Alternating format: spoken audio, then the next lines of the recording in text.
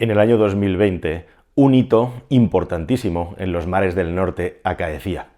Un barco carguero, un metanero, que tiene curiosamente bandera rusa pero nombre francés, Christophe de Margerie, recorría por primera vez la ruta comercial del norte, la ruta de carga marítima, en el mes de mayo. Eso era en mayo de 2020. Pero es que posteriormente, en febrero de 2021, de nuevo este barco volvía a cubrir esa misma ruta, ahora ya en invierno. ¿Qué tal, mis queridos amigos? Bienvenidos a un nuevo viaje en el Cascarón de Nuez. Y esto es muy importante, porque por primera vez se demostraba la viabilidad de que una de estas grandes máquinas, en este caso de transporte de gas, de transporte de energía, que hace una ruta que va desde el Atlántico hasta el Pacífico por los mares del norte, desde Rusia hasta Asia, normalmente Japón, China o Corea del Sur, hacía su trayecto en meses, en momentos en los que nunca antes se había podido realizar, porque partes importantes de toda esta ruta están congeladas, incluso en el mes de mayo, cuando fue la primera tentativa. Pero es que poco después, posteriormente, se demostraba como también en febrero del 21 nada más, es decir, aquí a la vuelta de la esquina,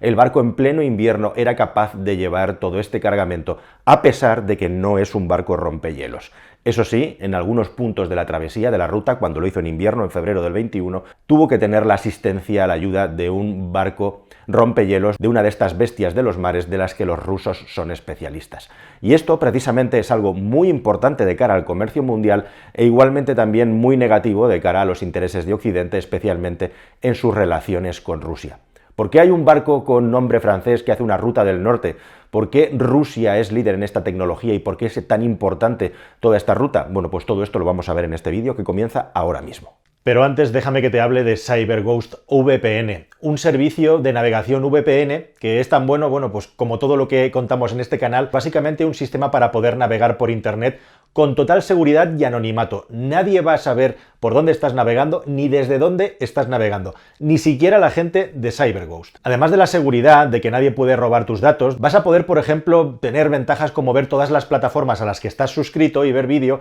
allá donde estés en el mundo, independientemente de donde te encuentres. Y no solo eso, sino también el proceso inverso. Imagínate, por ejemplo, que quieres ver una serie que se emite solo en un país y no en el tuyo, a través de tu VPN CyberGhost vas a poder ver igualmente ese servicio, aunque en teoría no toque por donde estás. Es navegación sin límites y hay nada menos que 38 millones de personas ahora mismo que ya están utilizando el servicio de CyberGhost y es de todos los servicios de VPN el que tiene la valoración más alta en Trustpilot. Toda esta forma de navegación segura se basa en nada menos que 7.000 servidores que están repartidos por todo el mundo, más de 90 países. Y es perfectamente utilizable en cualquier sistema operativo, desde los más habituales como Windows o Mac, hasta los más de freaks como Linux o similares, o también las videoconsolas. Y vas a poder utilizar tu VPN CyberGhost hasta en 7 dispositivos simultáneamente. Tienes nada menos que 45 días para poderlo probar sin ningún tipo de coste. Además, ahora tienes un 83% de descuento sobre el precio.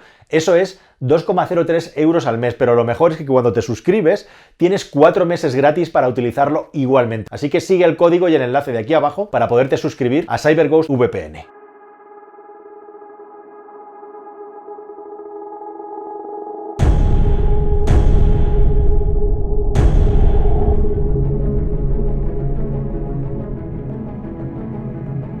Bueno, pues no os voy a dejar con la intriga de la anécdota hasta el final. Se llama Christophe de Margerie porque un barco ruso con nombre francés, simple y llanamente porque este señor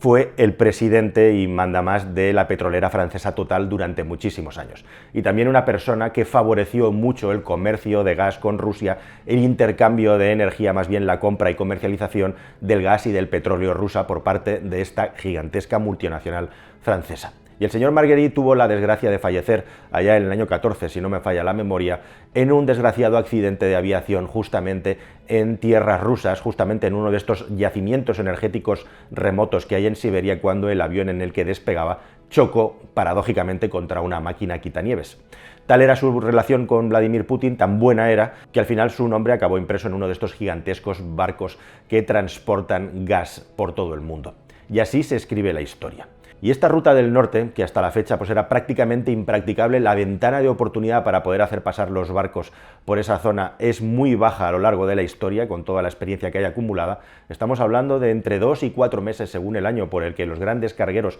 pueden circular por aquí sin ayuda de los rompehielos. está cambiando a pasos agigantados y Rusia se quiere convertir en la superpotencia, en el país líder a la hora de transportar mercancías por este sitio. Se llama la NSR, la Northern Sea Route, la ruta de los mares del norte, y es muy importante porque la alternativa que hay es llegar al Pacífico por el Canal de Suez. Con esta ruta se ahorra nada menos en condiciones normales que 5.000 kilómetros y 10 días de navegación. Más rápido, más veloz y por lo tanto mucho menos costoso porque hay que recorrer mucha menos distancia con estos supercargueros. Así que imaginad la importancia estratégica de una ruta que precisamente por donde parte, de momento lo que transporta por encima de todo y principalmente es energía, la energía que ahora mismo le estamos negando a Rusia precisamente por todo lo que está pasando con la invasión con Ucrania. Pero precisamente Rusia, un estado, un grandísimo país gigantesco que tiene un problema muy serio con el asunto del calentamiento global, tiene muchísimas tuberías y muchísimas poblaciones y sitios estratégicos comprometidos porque están construidos sobre el permafrost, es decir, por esa capa de hielo gigante, de tierra helada mezclada con agua que está de manera perenne y permanente en muchas zonas de Siberia y de la mitad norte del país. Hay muchísimas construcciones, oleoductos, como digo, en peligro, pero igualmente también hay gigantescas oportunidades. Y si alguien cree que esto del calentamiento global es una broma o que no existe, pues precisamente Rusia es uno de los estados del mundo que más perjudicado se está viendo por esto que os estoy diciendo, pero igualmente también tiene la otra cara, la otra parte de la moneda, que es el beneficio que puede sacar. Y el mismísimo Vladimir Putin, lejos de negar que exista un calentamiento en estas zonas del planeta, lo que hace es promover la generación de un sistema de transporte y de comercio de energía que puede favorecer enormemente al país con esta nueva ruta comercial. Pero para pasar por esta nueva ruta comercial, una cosa es que esos hielos que hay tradicionalmente en esos mares estén cada vez más delgados y sean más frágiles, y otra cosa es que sea muy fácil navegar por ese sitio. Para eso hacen falta unas máquinas especiales, hace falta una tecnología especial de la que Rusia ahora orgullosamente está mostrando su última generación y es líder en el mundo. Se trata de los rompehielos nucleares.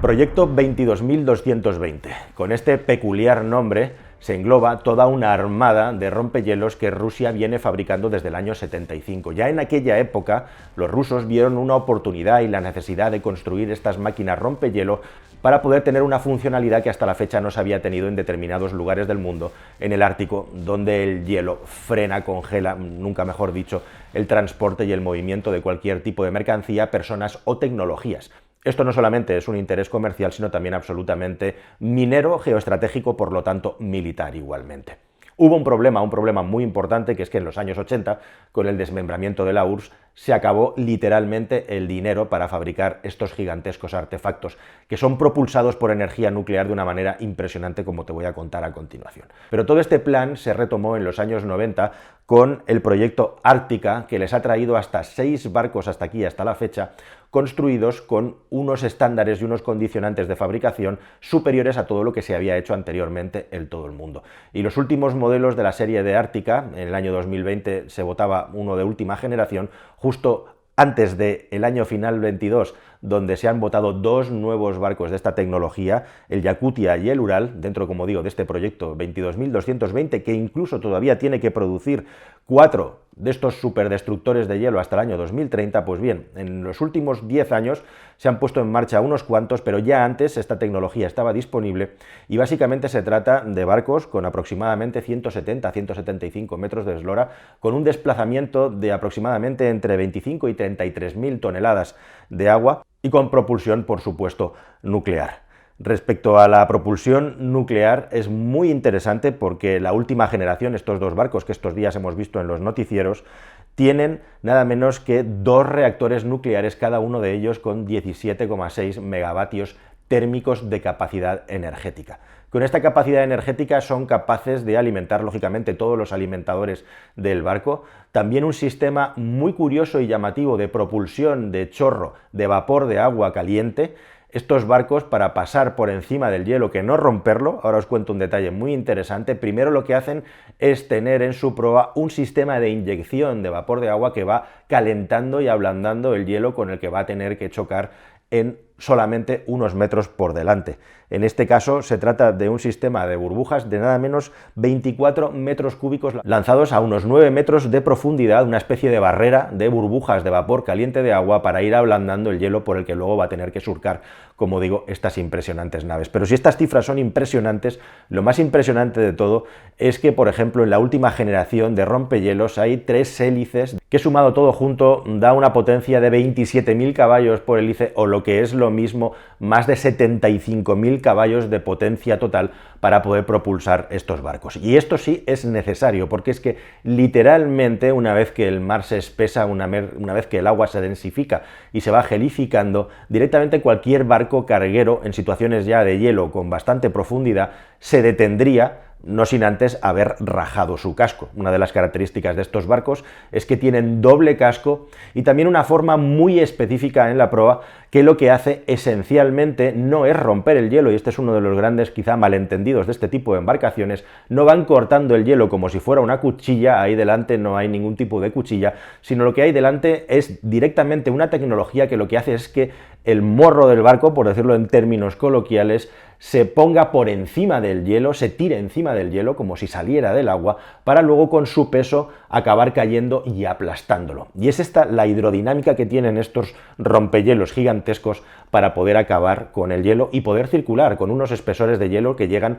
por debajo de la superficie hasta casi 3 metros, unos 2,8, 2,9, ese es el límite de profundidad de hielo que estas máquinas son capaces de atravesar, y a unas velocidades realmente bajas, o sea, estamos hablando entre 2,5 y 5 km por hora cuando las cosas se ponen feas. El trabajo como digo, de estos rompehielos no solamente es poder surcar estos mares, en este caso a velocidades bajísimas que no salen muy a cuenta, en lugares que es absolutamente imposible, para ayudar, por ejemplo, a supercargueros a llevar energía, sino también igualmente para todo tipo de tareas militares y la superioridad que te da directamente el hecho de poder estar en un lugar en el planeta al que solo puede acceder este tipo de máquina. Además, con propulsión nuclear, y esto es importantísimo. Y es importantísimo porque precisamente la responsable de medio ambiente del gobierno ruso sacaba a pecho en la inauguración, en la botadura de estas dos nuevas máquinas, el Yakutia y el Ural, diciendo que son máquinas extremadamente ecológicas en una zona del planeta en la que la protección de la ecología efectivamente es muy importante. Y esto es así, efectivamente, porque estamos hablando de que no hay chimeneas en estos barcos,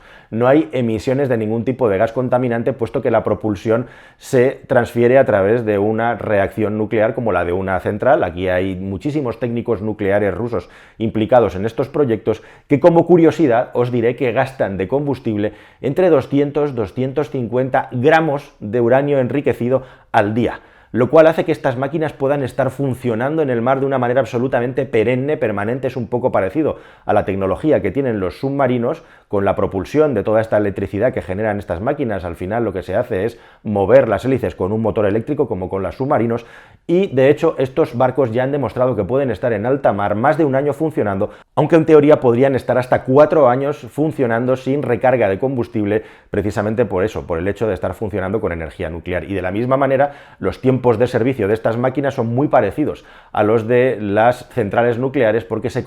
calcula que tienen 40 años de vida útil.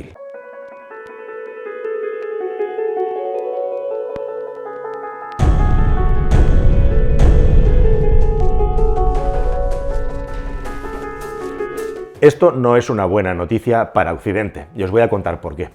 Poco antes de que comenzara la invasión de Ucrania ya había mucha preocupación y también sorpresa por el giro antieuropeo que Rusia estaba preparando. Probablemente todo este asunto venía de muy atrás, precisamente desde que comenzaron los conflictos con Ucrania hace ya casi una década. Y Rusia, mientras tanto, lo que ha estado haciendo es una desoccidentalización de su economía, una diversificación de su economía para no depender tanto de Europa y de Estados Unidos, y en segundo lugar, en el plano energético, desarrollar nuevas infraestructuras que, además de darnos la cara a los occidentes, estaban dándole la cara también a Asia, a China específicamente, de tal manera que ahora hay gasoductos de los que incluso hay tramos en los que no conocemos bien cuál es su recorrido, que están bombeando sin parar gas y también petróleo a China especial y específicamente. Y la apertura de estas nuevas rutas, ahora que el calentamiento global está permitiendo surcar lugares con unos niveles de hielo o ausencia de hielo muy inferiores a los que teníamos antes, es un nuevo paso en la desoccidentalización de la economía de Rusia y por lo tanto un nuevo paso que puede llevar a perpetuar el enfrentamiento entre las dos civilizaciones que hay actualmente, la parte occidental liderada por Estados Unidos, la parte oriental liderada por China y en medio Rusia, que tiene que decidir cuál es su socio estratégico para el futuro. Y de momento, y tal y como están las cosas, por razones obvias y no tan obvias, Oriente está ganando esta batalla. Hasta el siguiente vídeo aquí en el Cascarón de Nuez. Adiós.